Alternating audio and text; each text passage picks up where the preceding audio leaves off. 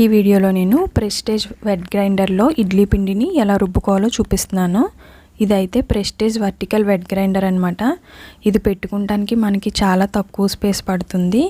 ఇదైతే మనకి చాలా చిన్నగా పొడుగ్గా ఉంటుందన్నమాట. అందుకని మనకి పెట్టుకోవడానికి స్పేస్ చాలా తక్కువ పడుతుంది, చాలా బాగుంటుంది. అలాగే టైమర్ ఒకటి ఇందులో స్పెషాలిటీ అన్నమాట. ఇప్పుడైతే ఫస్ట్ మనం ఇలాగ ఈ స్టోన్స్ని పెట్టుకోవడానికి ఇది స్క్రూ అయితే బిగించేసుకోవాలి ఫస్ట్.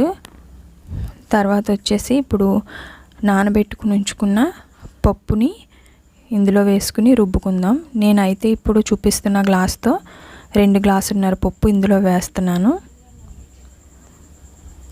ఇలాగా పప్పు అంతా వేసుకున్న తర్వాత దీంట్లో కొద్దిగా వాటర్ వేసుకుని గ్రైండర్ని ఇప్పుడు టైమర్ సెట్ చేసుకోవాలి. ఇప్పుడైతే నేను 2.5 గ్లాసులు పప్పు వేసుకున్నాను కదా, నేను 35 మినిట్స్లో పెడుతున్నాను.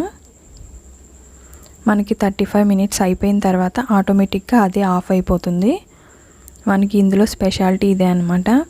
ఇది టైమర్ ఉండటం వల్ల మనం అస్తమానం చూసుకోవాల్సిన పని అయితే ఉండదు.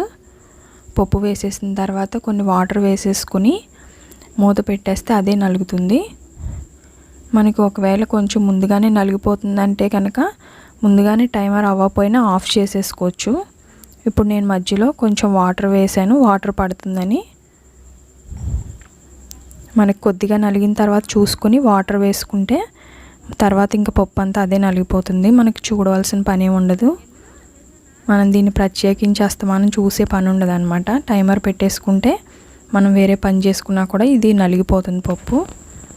ఇందులో వచ్చేసి ఇంకో స్పెషల్ ఫీచర్ ఏంటంటే మనకి గ్రైండర్ కనుక ఎక్కువసేపు రుబ్బినప్పుడు ఓవర్ హీట్ అయిందంటే ఆటోమేటిక్గా ఆఫ్ అయిపోతుంది. అప్పుడు మనకి కింద సైడ్ ఒక బటన్ ఉంటుందన్నమాట.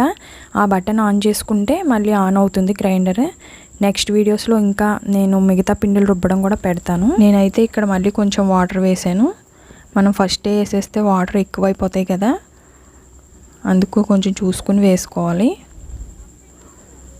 ఇప్పుడైతే ఇదంతా ఇలా నలిగిపోయిన తర్వాత ఇదే టైం ఆఫ్ అయిపోతుంది.